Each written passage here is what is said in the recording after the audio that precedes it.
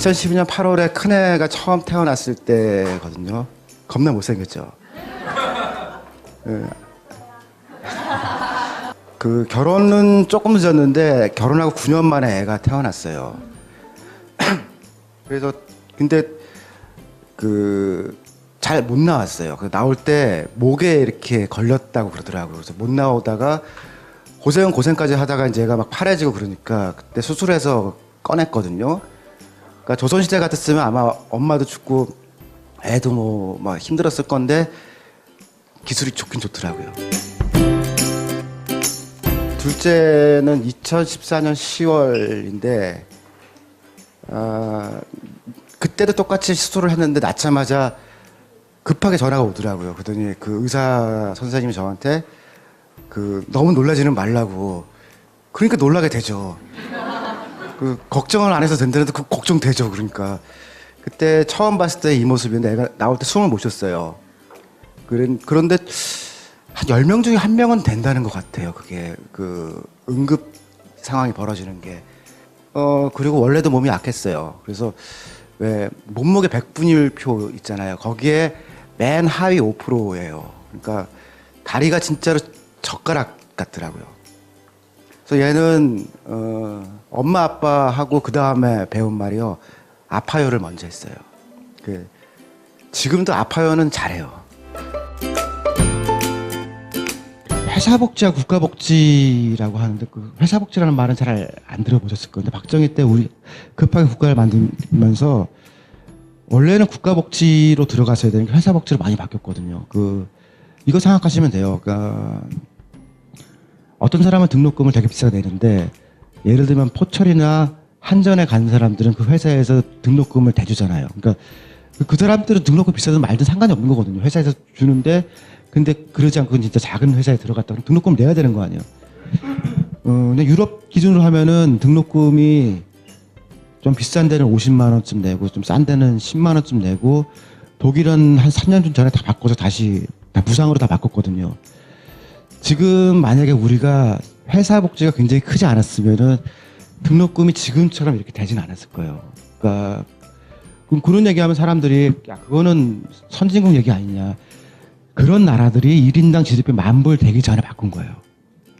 그러니까 10,000불 되면서 많은 걸 바꾸거든요. 그러니까 5천에서 10,000불 사이인데 10,000불 전에 다 지금 있는 시스템들이 만들어진 거고 우린 지금 이제 30,000불 될까 말까 하는데 사실 되게 늦은 거죠. 근데 이게 안 된 이유가 어떤 회사에 가면은 사실 그게 모든 사람이 불편한 게 아니라 그 회사에 없는 사람들만 불편한 거니까. 근데 딱 육아가 그렇게 돼 있더라고요. 몇 주 전에 밤에 이제 저녁 때 들어가 보니까 이 큰애 작은 애인데 손잡고 자고 있더라고요. 쟤네 가끔 보면 손잡고 자요. 근데 물어보니까 딴 집도 그렇게 잔다는 거예요. 그래서 그때 그런 생각을 했어요. 진짜로 우리가 충분히 사랑하고 사냐. 그리고 서로 충분히 사랑하고 그럴 만큼 그렇게 우리가 사랑을 주는 거냐. 근데 사교육이나 영어 유치원부터 제가 고민을 해보니까 이게 돈은 돈대로 쓰고 뭔 짓 하는지 잘 모르겠더라고요. 많은 엄마들은 고3 때까지만 보잖아요. 그런데 저는 사실 그렇게 된 애들이 대학에 오고 대학원에 오거나 그때 만나거든요. 저는 중고등학생들은 1년에 몇 번 볼 일이 없고 대학생이나 대학원생이나 혹은 그 뒤에 전문가들을 만나는데 이거는 아마 다른 외부에는 아마 비밀로 하지만 보통 그 교무처나 이런 데 선생님들 다 동의하는 게 학부 2학년에서 3학년 그 사이에 그러니까 과외해서 들어온 애들하고요. 과외 안 하고 들어온 애들하고 격차가 벌어져요. 그리고 한 4학년 되면 많이 벌어져요. 그래서 이제 왜 대학교 갔는데 좀 더 나은 미래를 위해서 교환학생 가는 친구도 있잖아요. 죽어라고. 그러면 그 세상을 참 미리미리 생각해서 가 아니고요.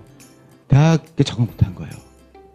특별한 경우가 아니면은 대기업에 있는 사람들도 좀 어느 정도는 간부들하고 얘기하면은 그래요. 그래서 이제 뽑을 때 가능하면 그렇지 않은 애들을 뽑으려고 하는데 이게 좀 기준이 잘 없어서 어렵다라고 우리끼리 그런 얘기 많이 하거든요. 그 대학 입시가 좀 이상해서 그렇지. 그러니까 세계적으로 보더라도 사실은 좀 이상한 짓을 지금 하고 있는 거거든요. 그게 그래서 저는 가끔 그런 얘기 해요. 그러니까 중산층 평균보다 이거 웬만한 중산층 쓴다 그러면 중학교 때부터 한 100만 원 정도 쓰게 되거든요. 그러니까 이렇게 하면은 그러면은 그 3학년 중초등학교 3학년 고등학교 3학년을 모아서 약간 이자랑 계산해 보면 한 1억쯤 되거든요. 그런데 이거는 그냥 그 사교육에 필요한 돈을 모아서 가지고 그걸로 좀 책도 좀 사보고 여행도 좀 다니고 그 돈을 주는 거 하고 그냥 뿌리는 거 하고 어느 쪽이 나냐라고 저는 돈이 있는 편이 나을 것 같아요. 근데 그 돈도 돈이지만 그러면 시간이 많잖아요. 근데 시간이 많은데 돈이 없으면은 깝깝하지만 그 시간이 많고 돈이 많으면 그게 행복이거든요.